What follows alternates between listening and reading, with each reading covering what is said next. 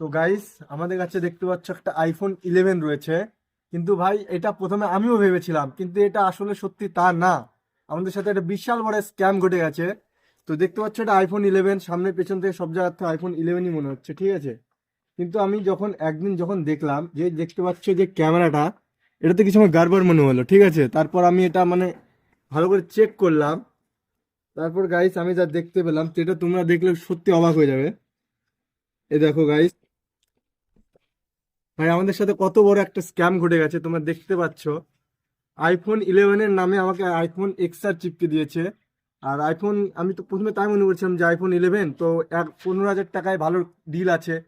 কিন্তু ভাই, আমাকে পরে দেখছি আইফোন XR দিয়ে দিয়েছে আইফোন 11-এর বদলে। আইফোন 11-এ দেখতে পাচ্ছ কি লাগিয়ে দিয়েছে এটা। এখানে ক্যামেরা জায়গাটা কি দিয়েছে দেখতে পাচ্ছ গাইস। এটা কিছু একটা কালো, কিছু একটা ক্যারিব্যাগ টেরিব্যাগ কিছু একটা হবে। তো ভাই, আমাদের সাথে খুবই বড় স্ক্যাম হয়েছে, তোমাদেরও বলছি, চোর বাজার থেকে কেউ আইফোন নেবে না।